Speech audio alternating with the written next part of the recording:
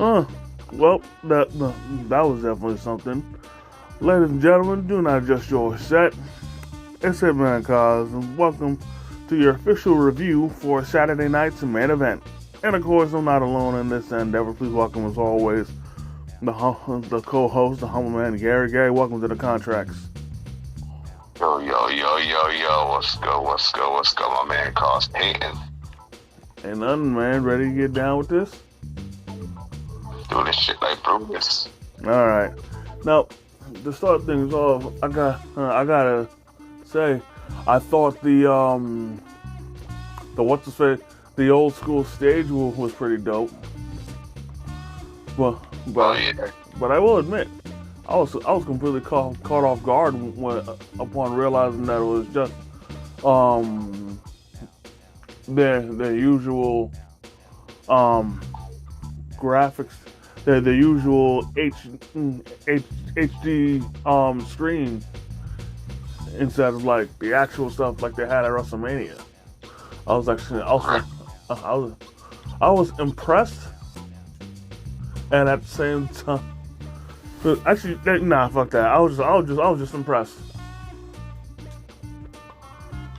I got you, bro. Well, anyways, on with the action to start things. Well, actually, hold on. Before we even get to the action, we had the man, the myth, the legend, Jesse the Body Ventura. First off, he was part of the panel for the show, and then he joined the commentary for the main event. Right. And you know what? I'll give it to Jesse. His time away from WWE sure hasn't softened him, because when it came to the main event match, you notice that whenever KO and Cody got near the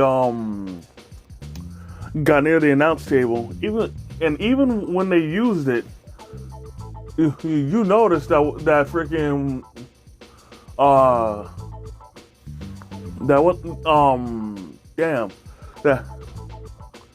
that Michael Cole and our special guest commentator, ladies and gentlemen, he was back for tonight.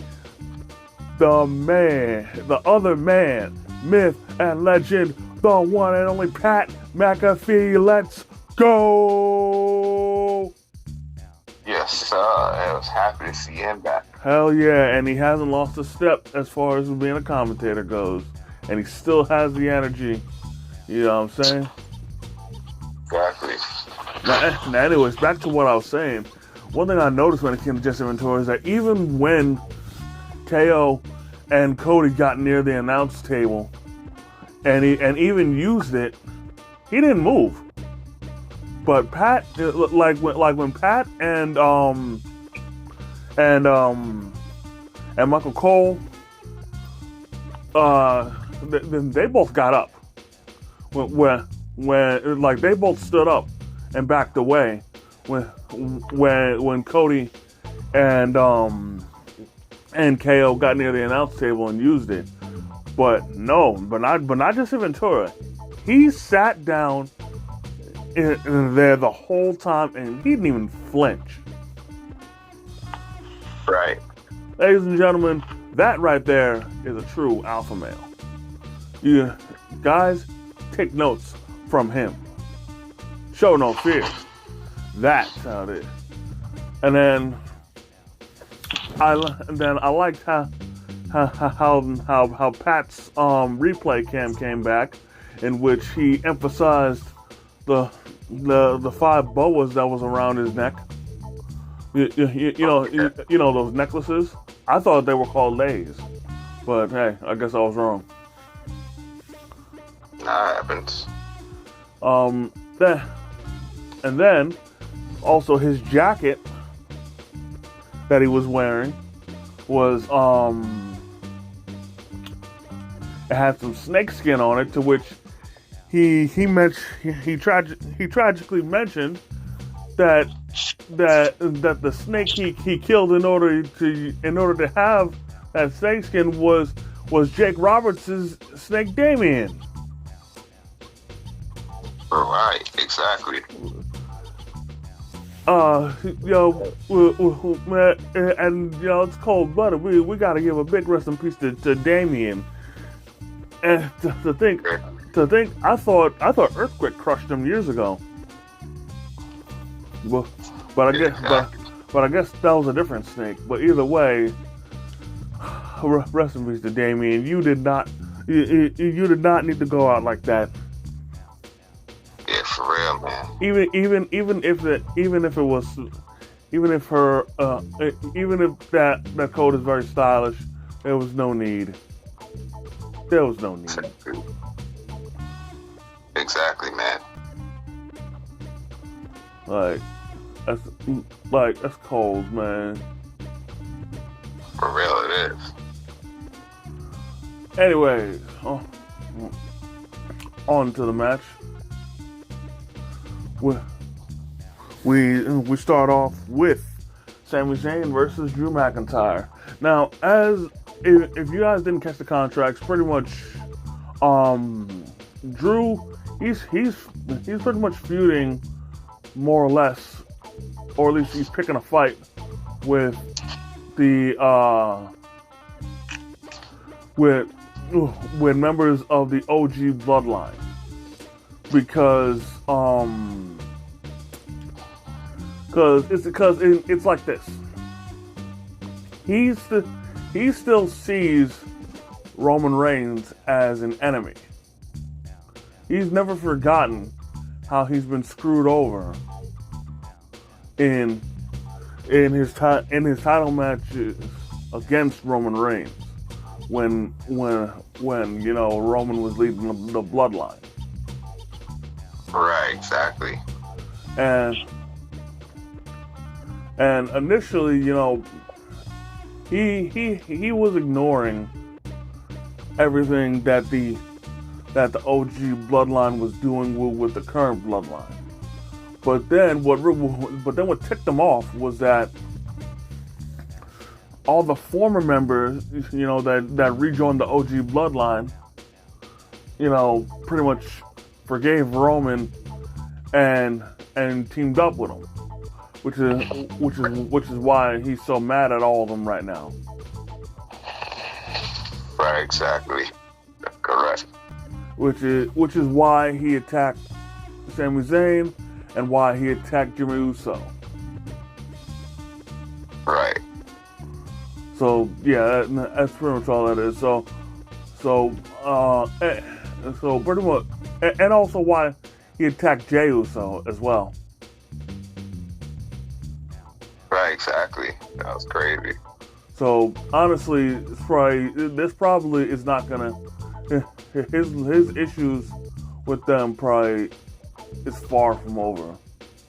But anyways, on to the match. We're getting a little too sidetracked. I just wanted to clear that up, or just emphasize it to just so anybody who isn't aware, now you know.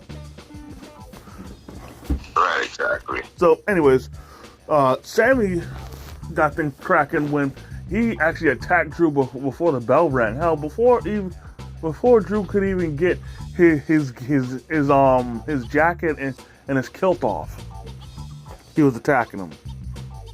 Yeah, exactly. Then he had a nice springboard moonsault on the outside. Actually, I think it was more of an acai moonsault. But either way, it was still pretty dope. That's real, it was.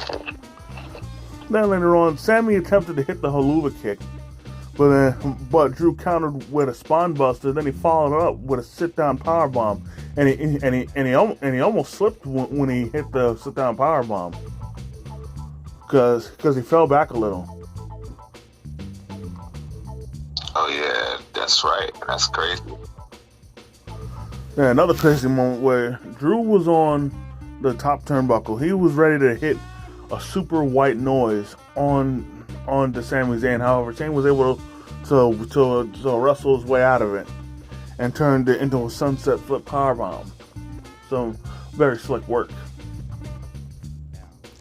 Exactly. It was slick. Then later on, Drew once again attempted a Claymore. However, Sam was able to counter and hit the Blue Thunder Bomb.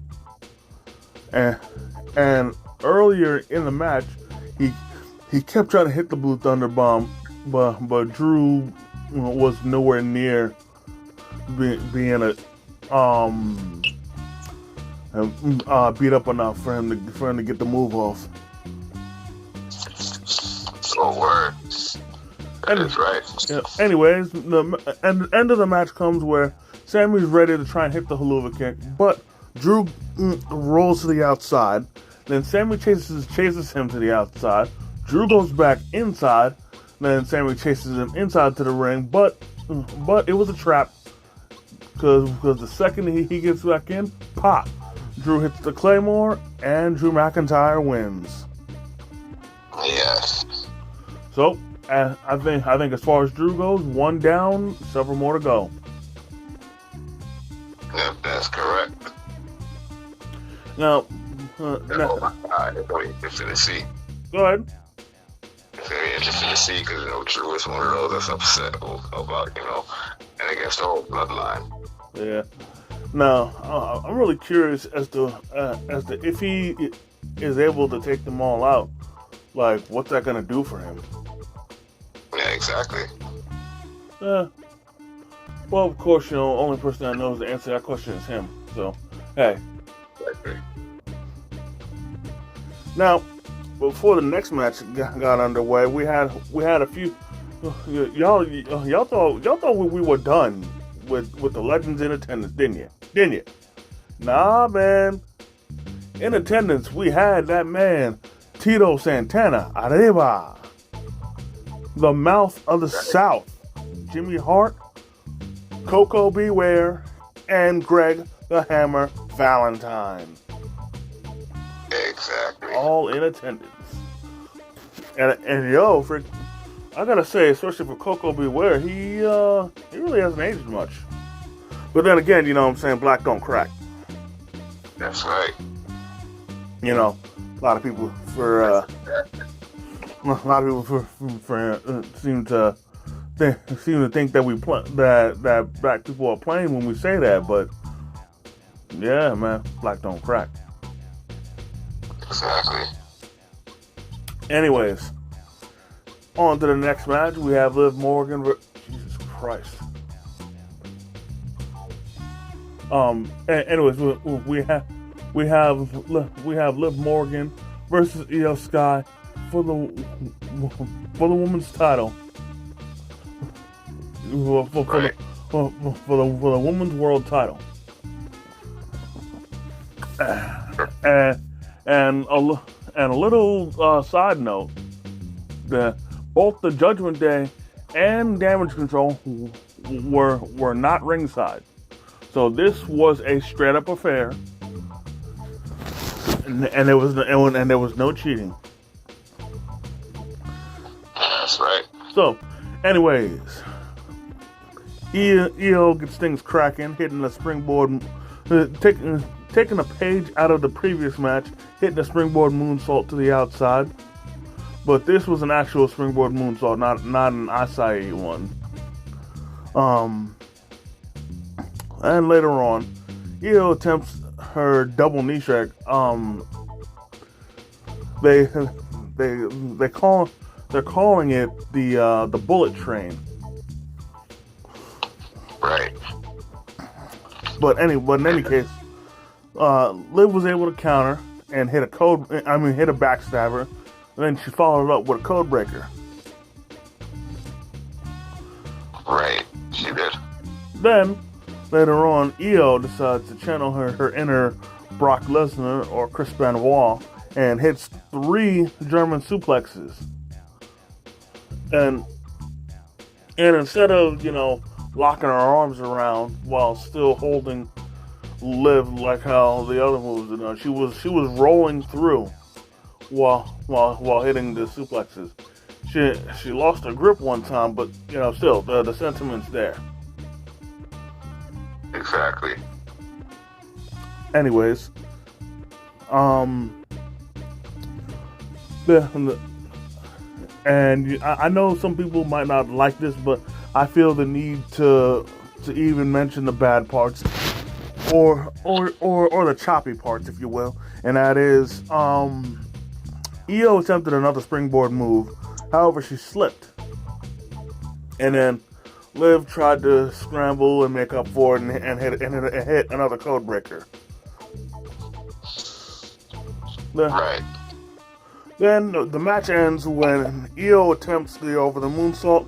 However, when upon trying to hit the move, Liv gets her feet up, so Io gets a face full of boots. Then Liv hits Oblivion, and Liv Morgan is still Women's World Champion. But the celebration didn't last long, because out came Rhea Ripley, in which her and Liv locked eyes, and Liv can't duck mommy forever. Exactly. Now, honestly, I really don't know how they're gonna drag this to WrestleMania. Like, unless somehow Rhea gets injured or something, or like they come up with some kind of excuse to prevent her from going after the title, I really don't see how they're gonna be able to drag this to WrestleMania. Yeah, me either. But what happened? That's honestly speaking, me either. Yeah, and for me the biggest problem is that if I'm not saying they can't do it, but for me there's a good chance that they can't do it without it looking boring. Exactly. Or without, or with the crowd starting to get restless, or not getting, or losing interest in the feud. Because don't get me wrong, I got no problem with this feud. I'm enjoying it. I'm waiting for mommy to get the title back, but I'm not blind either. I've seen the IWC. They're getting tired of this feud. Yeah, honestly speaking, they are. They really are. And I would say, be patient, but it's pretty much the same thing's been happening over and over again for their feud, and then it's why they're losing interest. But hey, it's whatever. All right. Anyways, moving on, we have Damian Priest versus Finn Balor versus Gunther for the World Heavyweight title. Right. I mean, it was good. Yeah. It felt a little rushed to me, but I think it was still dope.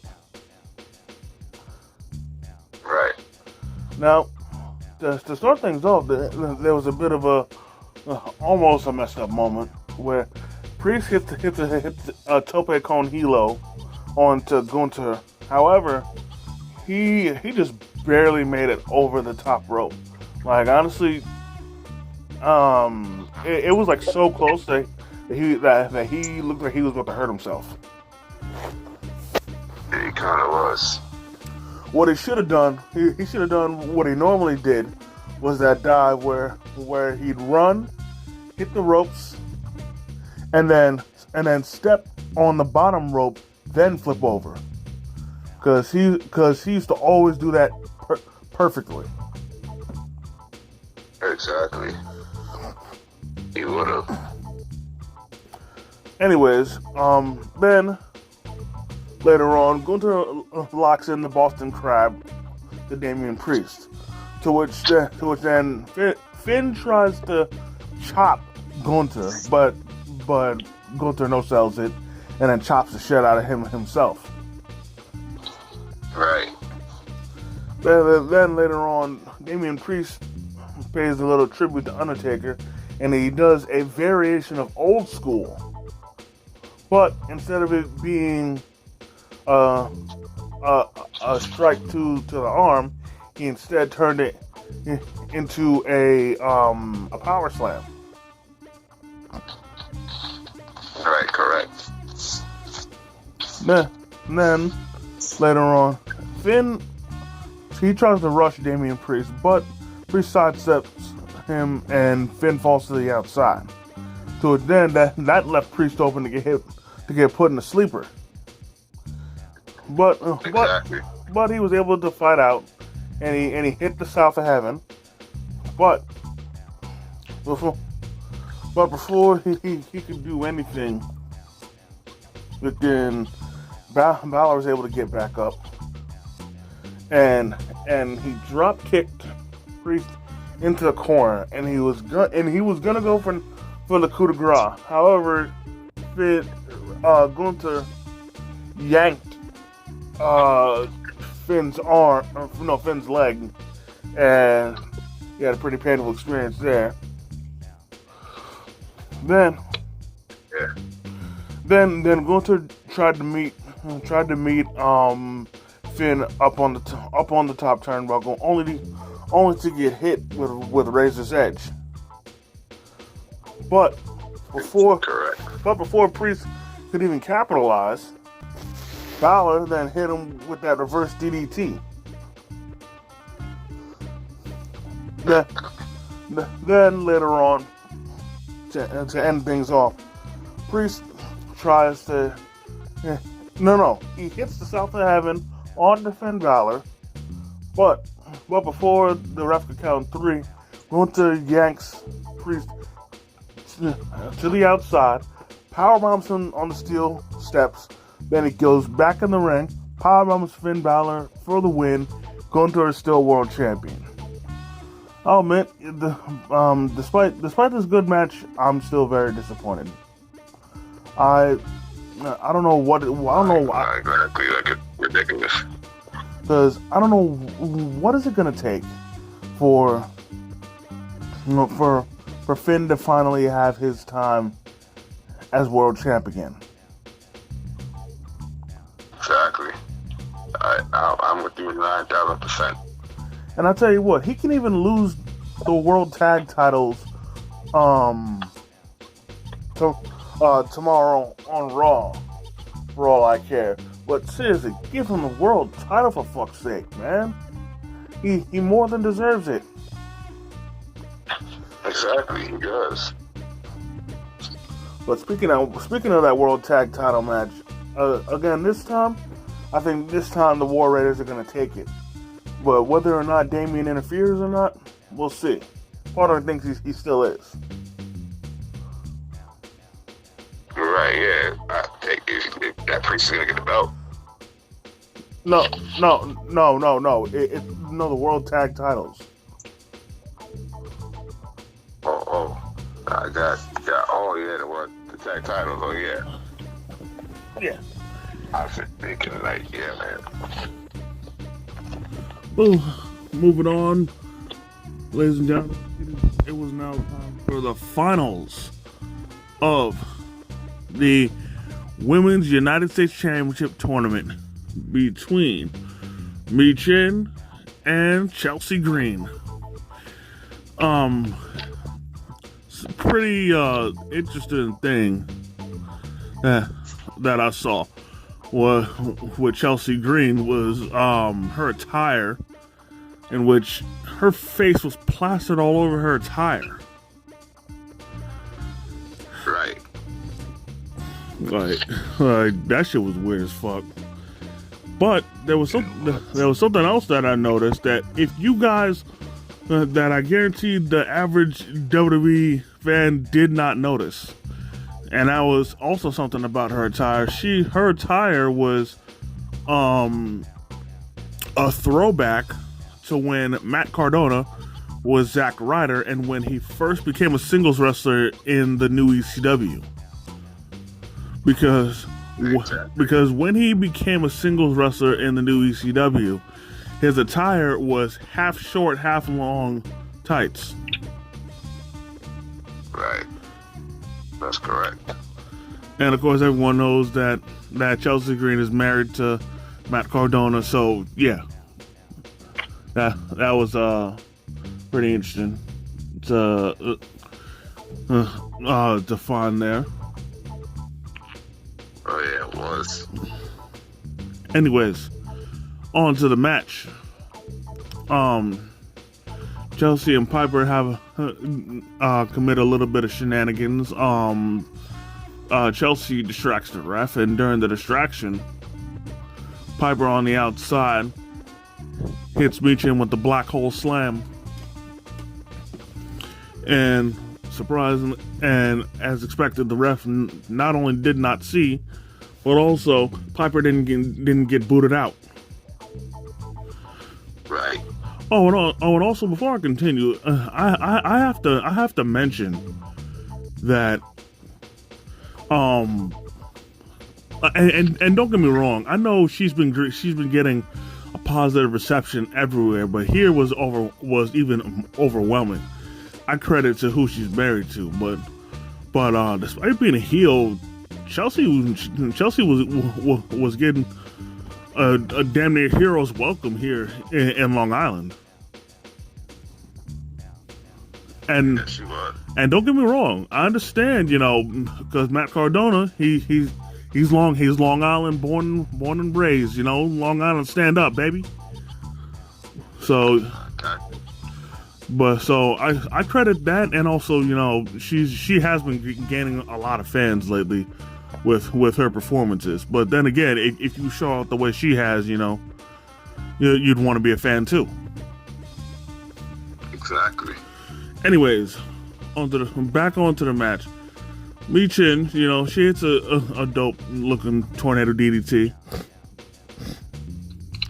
That's a fact. Then later on, she attempted to eat defeat. I honestly thought she still called it protect your neck, but I guess not. Anyways, she attempted to eat defeat. However, Chelsea then countered, but then attempted the unprettier, but then she also countered that. That's right. Then later on, Chelsea attempted a suicide dive to the outside, but Michin sidestepped it, and she wound up hitting Piper Niven. To which, honestly, I think Piper Niven was supposed to catch her, but she didn't see it coming, so maybe that messed up a little bit. I'm not sure. Oh yeah, correct. That's crazy. But either way, afterwards she helps Chelsea get back up, to which in turn they then both get taken out with a somersault dive. Oh yeah. Then Correct. That's crazy. Then we had a close call in which Michin, she actually does eat defeat, but barely. She didn't get all of it, and this pretty much sent Chelsea flying to the other side of the ring. And then when Michin went to pin her, Chelsea was able to get her foot on the rope before the ref counted 3. To which Right, exactly. then the match ends when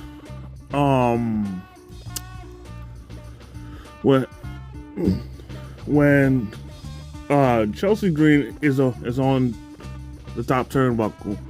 Michin meets her there, but then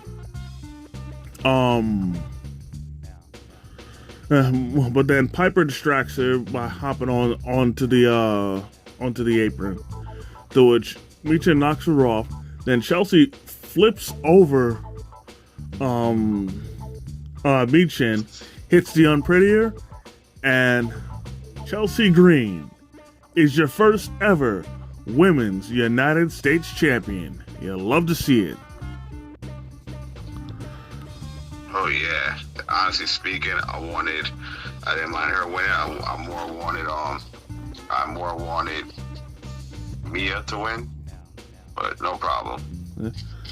Hey let me tell you something. The crowd was way in favor of Chelsea. And for me, the biggest example or the biggest proof of that was when once she did hit the unprettier, the crowd immediately began to pop. Nah, you're right. Anyways, moving on. What happened? I say you're correct about that. Yeah. Anyways, moving on. It's time for the main event. Cody Rhodes versus Kevin Owens for the undisputed WWE title. Now, for this match, we had Jesse Ventura join them on commentary, and Jesse Ventura, he was definitely a heel commentator the whole match. Yeah, he was. Because he was speaking, he was constantly speaking in favor of Kevin Owens and defending him. That's correct. And meanwhile, Pat and Michael Cole were both half trying to be impartial and also tried to reason with him. Right. Now back to KO. He had a little bit of savagery before going into the match because when they showed the previews, like, you know, everybody arriving to the arena, I couldn't help but notice that KO was wearing a Gold Dust shirt. Like, he was really trying to do this. Right, he was. And then when it came to the shirt that he was wearing for the match, I think it said the Canadian Dream. Yeah, I think it was. And I think he photoshopped his head onto Dusty Rhodes' body or something. Yeah, I think it did. But then also there was something that was pretty dope. Cody came out, instead of coming out with the undisputed WWE title, he came out with the classic Winged Eagle title. Yeah, he did, man. For real, classic belt. Now, I thought that was dope, but unfortunately, it was only for that night. But still, it was very, very nice to see. It still looks as beautiful as ever. Oh yeah, it does. That's a fact. Now, on to the match. Now, I thought it wasn't much of an issue, but apparently, Cody's ankle was an issue, and I had completely forgotten about that on SmackDown. But this was shown because Cody hit a suicide dive onto KO. But oh my god. Yeah, but upon landing, he tweaked it. Right. Then both KO and Cody did a little mention to Randy Orton in this match. Of course, KO was mocking him, and Cody was giving tribute to him. How so? First, KO hit that backdrop that Orton normally does onto the announce table, and then to further put salt in the wound, he looks dead into the camera and he says, "Hi Randy, hi Randy." He did. So he wasn't quite done with his savagery. Nah, he wasn't. However,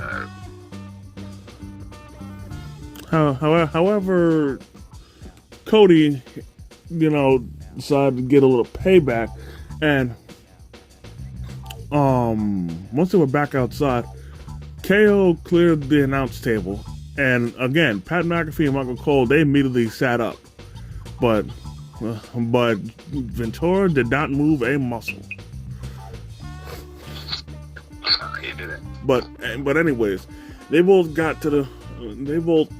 went on the announce table, and he tried to hit. At first, he was going. I think he was going for a pop-up powerbomb. However, Cody countered into the RKO. Right, exactly. But a little before that, KO went to the top rope. Cody met him up there like an idiot. To which then KO made him pay, stringing him on the top rope before hitting him with a swanton bomb. Exactly. Later on, Cody hits the Cody Cutter. Then, like a freaking idiot, and I'm gonna keep saying it because no one learns. Because Cody then puts KO on the top rope again, like an idiot. But once again, KO counters and hits the Super Fisherman's Buster. And I'm gonna keep calling people idiots because when are y'all niggas gonna learn? Do not put Kevin Owens on the top turnbuckle. He's gonna counter you every time. Exactly. Anyways, that is right. Now at the end of the match, shit started to get crazy. Because first, KO attempted the stunner, but Cody countered. Then he attempted crossroads. Then KO countered out of that and pushed him. To which then he knocked himself into the referee, and the referee got knocked out the ring. Then KO actually does hit the stunner, but unfortunately for him, there was no ref to count the pin, and he might as well have won the match because Cody was down for the 3 count. Exactly, that was crazy. Yeah. Then eventually another ref does make it, but Cody kicks out. Then Cody tries to go for the Cody Cutter, but KO ducks, and then that ref gets taken out. So now we have 2 refs that ate shit. Then KO tries to take advantage of this by bringing in a steel chair. However, Cody turns the tables on him, hits him with crossroads onto the steel chair, and eventually the original referee, Charles Robinson, was able to get up long enough, count to 3, and Cody Rhodes is still the undisputed WWE champion. And I'm sorry, once again, this was a great match, but in the end I was just disappointed that KO did not win. Honestly, at this point, for me, I feel that Cody could have lost the title and he'd still be good, you know. Right. Nah, speaking, I ain't gonna lie, that's true. And honestly, once KO got up, I expected him to hit Cody in the back with that chair. But he instead just took it and walked away. What have I got? Future Hitman here.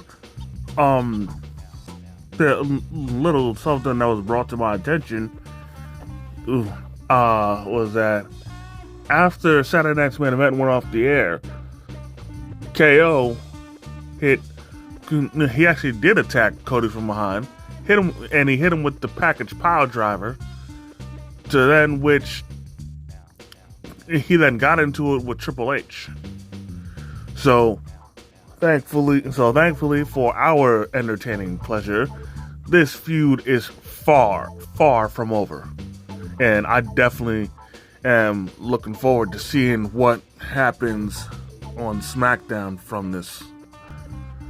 But that's all I gotta say. Back to the video. What have I got?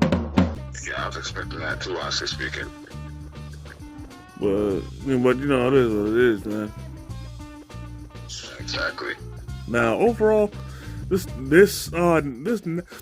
network special was good. And I completely forgot that it was not a premium live event. It was a network special. Right. That's why there were commercial breaks in between, you know. Exactly. No, I got you perfectly. But yeah. I probably forget. Yeah. But still, it was still a good show. Might have been some disappointing outcomes, but overall, I still enjoyed it. No, the best match of the night would have to be the main event. Yeah, the ref bumps definitely helped. Oh yeah. But again, disappointing ending. But yeah, man, for real. But with that being said, that's gonna do it for this episode of the Contracts. I definitely want to thank each and every one of y'all for coming through and kicking it with your boys. And I want to thank the Humble Man, as always, coming through, kicking his wrestling knowledge. Hell yeah. You already know my man, Klaus Payton. You already know it. Yeah, man. So, if y'all enjoyed this video, go ahead, hit the like button. Comment if you feel like it. If you're new to the channel, please subscribe and hit the notification bell so you never miss a new video. And as always, by way of Struggle Vision Productions, it's the Hitman and the Humble Man. And if you see us coming, run.